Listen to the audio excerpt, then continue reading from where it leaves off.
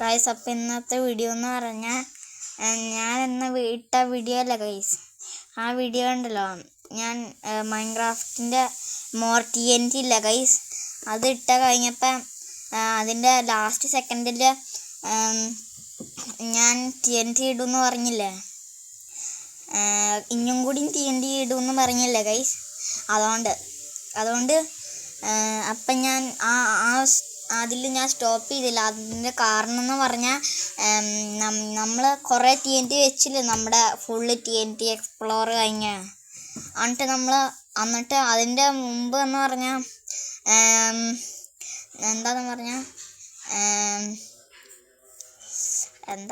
ഈ നമ്മുടെ TNT ഇല്ലേ ഗൈസ്, അത് അണ്ടർഗ്രൗണ്ടിൽ പോയിട്ടുണ്ടല്ലോ ഗൈസ്. പിന്നെ ഇങ്ങനെ മാളിയിട്ട് വന്നു.